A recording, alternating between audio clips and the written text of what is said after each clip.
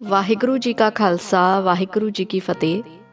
संगत जी, ਕੀ ਆਪ ਜੀ ਜਾਣਦੇ ਹੋ ਕਿ ਇਸ ਦੁਨੀਆ ਦੇ ਕੁਝ ਗਿਆਨੀ ਲੋਕ ਆਖਦੇ ਹਨ ਕਿ ਆਤਮਾ ਅਮਰ ਹੁੰਦੀ ਹੈ ਅਤੇ ਉਹ ਨਵੇਂ-ਨਵੇਂ ਕੱਪੜਿਆਂ ਵਾਂਗ ਨਵੇਂ-ਨਵੇਂ ਸਰੀਰ ਬਦਲਦੀ ਰਹਿੰਦੀ ਹੈ। ਤਾਂ ਆਪ ਜੀ ਦੇ ਮਨ ਵਿੱਚ ਵੀ ਕਦੇ ਆਂਦਾ ਹੋਵੇਗਾ ਕਿ ਤੁਹਾਡੀ ਆਤਮਾ ਨੂੰ ਵੀ ਕਦੇ ਇਸ ਤਰ੍ਹਾਂ ਸਰੀਰ ਬਦਲਣਾ ਪਿਆ ਹੈ ਅਤੇ ਕੀ ਆਪ ਜੀ ਵੀ ਇਸ ਦੁਨੀਆ ਵਿੱਚ ਪਹਿਲੀ ਵਾਰ ਆਏ ਹੋ ਜਾਂ ਬਹੁਤ ਵਾਰ ਤੁਸੀਂ ਇਸ ਦੁਨੀਆ ਵਿੱਚ ਆ ਚੁੱਕੇ ਹੋ। ਤਾਂ ਸੰਗਤ ਜੀ, ਇਸ ਬਾਰੇ ਵੀ ਬਹੁਤ ਆਸਾਨੀ ਨਾਲ ਪਤਾ ਕੀਤਾ ਜਾ ਸਕਦਾ ਹੈ, ਕਿਉਂਕਿ ਕੋਈ ਆਤਮਾ ਜਿੰਨੀ ਵਾਰ ਵੀ ਇਸ ਦੁਨੀਆ ਵਿੱਚ ਜਨਮ ਲੈਂਦੀ ਹੈ ਉਹ ਓਨੀ ਵਾਰ ਹੀ ਬਹੁਤ ਸਾਰੇ ਤਜਰਬੇ ਵੀ ਕਰਦੀ ਹੈ। ਫਿਰ ਜਾਣੇ ਅਣਜਾਣੇ ਜੇਕਰ ਉਹ ਚੰਗੇ ਮਨੁੱਖਾਂ ਦੀ ਸੰਗਤ ਵਿੱਚ ਕਿਸੇ ਜਨਮ ਵਿੱਚ ਆ ਜਾਂਦੀ ਹੈ ਤਾਂ ਉਸ ਦੀ ਪਸੰਦ ਅਤੇ ਨਾਪਸੰਦ ਵਿੱਚ ਬਹੁਤ ਵੱਡਾ ਬਦਲਾਅ ਵੀ ਆ ਜਾਂਦਾ ਹੈ, ਜੋ ਉਸ ਦੇ ਅਗਲੇ ਜਨਮ ਨੂੰ ਪੂਰੀ ਤਰ੍ਹਾਂ ਨਾਲ ਪ੍ਰਭਾਵਿਤ ਕਰ ਦਿੰਦਾ ਹੈ। ਇਸੇ ਲਈ ਅੱਜ ਦੀ ਵੀਡੀਓ ਵਿੱਚ ਅਸੀਂ ਜਾਣਾਂਗੇ ਕੁਝ ਇਹੋ ਜਿਹੀਆਂ ਨਿਸ਼ਾਨੀਆਂ ਬਾਰੇ ਗੱਲ ਕਰਾਂਗੇ ਜਿਸ ਨਾਲ ਪਤਾ ਚੱਲੇਗਾ ਕਿ ਆਪ ਜੀ ਅੰਦਰ ਇੱਕ ਬਹੁਤ ਤਜਰਬੇਕਾਰ ਅਤੇ ਪੁਰਾਣੀ ਰੂਹ ਹੈ ਜਾਂ ਆਪ ਜੀ ਅਜੇ ਨਵੇਂ ਹੀ ਇਸ ਦੁਨੀਆ ਵਿੱਚ ਨਵੇਂ ਤਜਰਬੇ ਕਰਨ ਦੀ ਰਾਹ 'ਤੇ ਚੱਲ ਰਹੇ ਹੋ। ਜਿੰਨੀਆਂ ਜ਼ਿਆਦਾ ਇਹ ਗੱਲਾਂ ਆਪ ਜੀ ਅੰਦਰ ਹੋਣਗੀਆਂ, ਆਪ ਜੀ ਦੀ ਆਤਮਾ ਓਨੀ ਹੀ ਤਜਰਬੇਕਾਰ ਹੋਵੇਗੀ ਅਤੇ ਓਨੀ ਹੀ ਤੁਹਾਡੀ ਆਤਮਾ ਦੀ ਉਮਰ ਵੀ ਹੁੰਦੀ ਹੈ, ਜਿਸ ਦੀ ਆਪ ਜੀ ਨੂੰ ਜ਼ਿਆਦਾ ਤੋਂ ਜ਼ਿਆਦਾ ਵਰਤੋਂ ਵੀ ਕਰਨੀ ਚਾਹੀਦੀ ਹੈ। ਹੁਣ ਜੇਕਰ ਇਸ ਵਿੱਚ ਅਸੀਂ ਆਤਮਾ ਦੀ ਪਹਿਲੀ ਪਹਿਚਾਣ ਦੀ ਗੱਲ ਕਰੀਏ, ਨਿਸ਼ਾਨੀ ਦੀ ਗੱਲ ਕਰੀਏ ਕਿ ਜੇਕਰ ਕੋਈ ਬੱਚਾ ਆਪਣੇ ਜਨਮ ਤੋਂ ਹੀ ਬਹੁਤ ਸਮਝਦਾਰ ਜਿਹਾ ਹੁੰਦਾ ਹੈ ਅਤੇ ਉਸ ਨੂੰ ਬਹੁਤ ਵੱਡੀਆਂ ਗੱਲਾਂ ਵੀ ਬੜੀ ਆਸਾਨੀ ਨਾਲ ਸਮਝ ਆ ਜਾਂਦੀਆਂ ਹਨ ਅਤੇ ਉਸ ਦੀ ਦਿਲਚਸਪੀ ਵੀ ਉਹਨਾਂ ਚੀਜ਼ਾਂ ਵਿੱਚ ਬਚਪਨ ਤੋਂ ਹੀ ਹੋਣ ਲੱਗ ਜਾਂਦੀ ਹੈ ਜਿਸ ਵਿੱਚ ਬਹੁਤ ਵੱਡੀ ਉਮਰ ਵਾਲੇ ਮਨੁੱਖ ਦਿਲਚਸਪੀ ਲੈਂਦੇ ਹਨ, ਤਾਂ ਇਸ ਨਾਲ ਆਪ ਜੀ ਸਮਝ ਸਕਦੇ ਹੋ ਕਿ ਇਹ ਬੱਚਾ ਤਾਂ ਸਿਰਫ ਸਰੀਰ ਤੋਂ ਹੀ ਬੱਚਾ ਹੈ,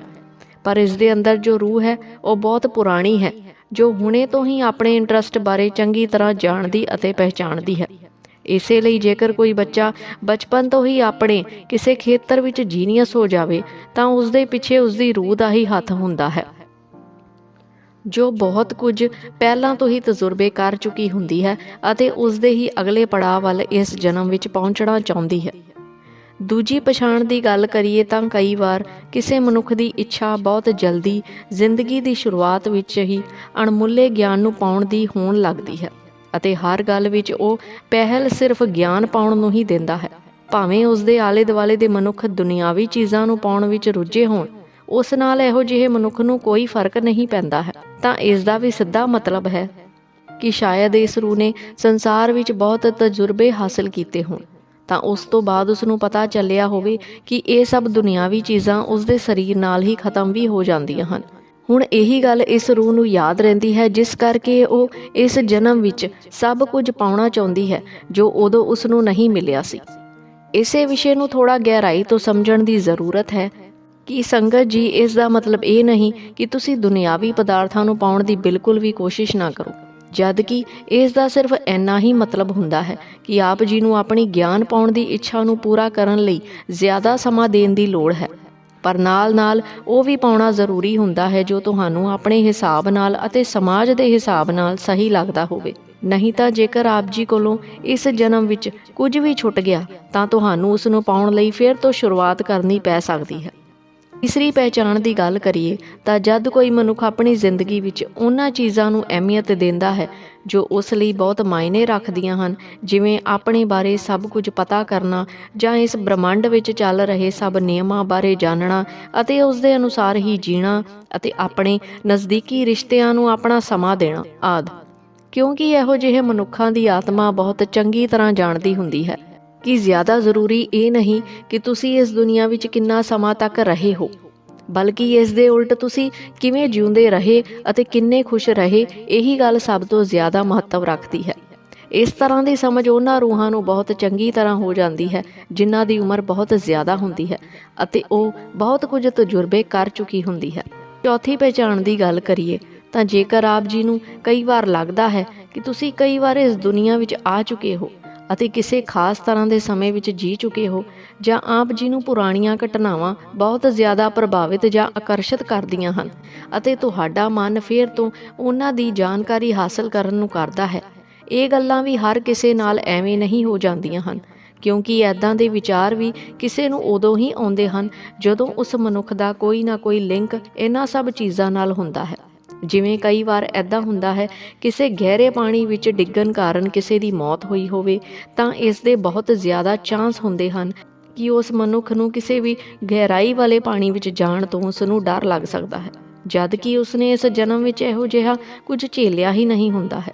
ਪਰ ਫਿਰ ਵੀ ਉਸ ਨੂੰ ਤੇਜ਼ ਵਹਾਅ ਵਾਲੇ ਪਾਣੀ ਤੋਂ ਬਹੁਤ ਡਰ ਲੱਗਦਾ ਹੋਵੇਗਾ। ਇਸ ਲਈ ਸੰਗਤ ਜੀ, ਜੇਕਰ ਆਪ ਜੀ ਨੂੰ ਕੋਈ ਆਪਣੇ ਪਾਸਟ ਲਾਈਫ ਦੀ ਘਟਨਾ ਬਹੁਤ ਜ਼ਿਆਦਾ ਤਕਲੀਫ ਦਿੰਦੀ ਹੋਵੇ ਤਾਂ ਹੋ ਸਕਦਾ ਹੈ ਕਿ ਆਪ ਜੀ ਉਸ ਸਮੇਂ ਵਿੱਚ ਪਹਿਲਾਂ ਰਹਿ ਚੁੱਕੇ ਹੋਵੋਗੇ। ਇਸੇ ਲਈ ਇਹਨਾਂ ਘਟਨਾਵਾਂ ਦੇ ਵਿਚਾਰ ਤੁਹਾਡੇ ਮਨ ਵਿੱਚ ਵੀ ਆਉਂਦੇ ਹੋਣਗੇ।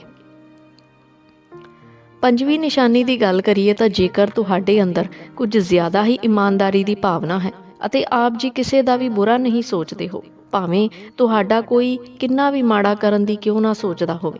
ਤਾਂ ਇਹ ਨਿਸ਼ਾਨੀ ਵੀ ਇਸ ਗੱਲ ਵੱਲ ਇਸ਼ਾਰਾ ਕਰਦੀ ਹੈ ਕਿ ਆਪ ਜੀ ਦੇ ਅੰਦਰ ਕੋਈ ਇਹੋ ਜਿਹੀ ਆਤਮਾ ਹੈ ਜੋ ਬਹੁਤ ਵਾਰ ਮਾੜਾ ਕਰਨ ਵਾਲਿਆਂ ਨੂੰ ਜਵਾਬ ਦੇ ਚੁੱਕੀ ਹੈ ਜਾਂ ਬਹੁਤ ਮਾੜਾ ਲੋਕਾਂ ਨਾਲ ਵਿਹਾਰ ਵੀ ਕਰ ਚੁੱਕੀ ਹੈ ਅਤੇ ਹੁਣ ਉਹਨੂੰ ਇਹ ਸਮਝ ਆ ਗਈ ਹੈ ਕਿ ਕਿਸੇ ਦਾ ਮਾੜਾ ਕਰਨ ਤੇ ਸੋਚਣ ਨਾਲ ਕੋਈ ਵੀ ਫਾਇਦਾ ਨਹੀਂ ਹੁੰਦਾ ਹੈ, ਜਦ ਕਿ ਉਲਟਾ ਨੁਕਸਾਨ ਹੀ ਝੇਲਣਾ ਪੈਂਦਾ ਹੈ।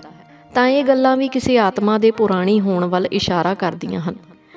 ਹੁਣ ਇਹ ਤਾਂ ਹੋਈਆਂ ਕੁਝ ਨਿਸ਼ਾਨੀਆਂ ਜੋ ਆਪ ਜੀ ਦੇ ਇਸ ਧਰਤੀ 'ਤੇ ਬਾਰ-ਬਾਰ ਜਨਮ ਲੈਣ ਵਾਲੀ ਰੂਹ ਵੱਲ ਇਸ਼ਾਰਾ ਕਰਦੀਆਂ ਹਨ ਕਿ ਆਪ ਜੀ ਦੀ ਰੂਹ ਬਹੁਤ ਹੀ ਤਜੁਰਬੇਕਾਰ ਹੈ ਜੋ ਬਹੁਤ ਕੁਝ ਹਾਸਲ ਕਰ ਚੁੱਕੀ ਹੈ। ਜੇਕਰ ਆਪ ਜੀ ਨਾਲ ਇਹ ਸਭ ਹੁੰਦਾ ਹੈ ਤਾਂ ਹੁਣ ਇਸ ਦਾ ਤੁਹਾਨੂੰ ਫਾਇਦਾ ਕੀ ਹੈ, ਉਸ ਬਾਰੇ ਵੀ ਅਸੀਂ ਵਿਚਾਰ ਕਰ ਲੈਂਦੇ ਹਾਂ।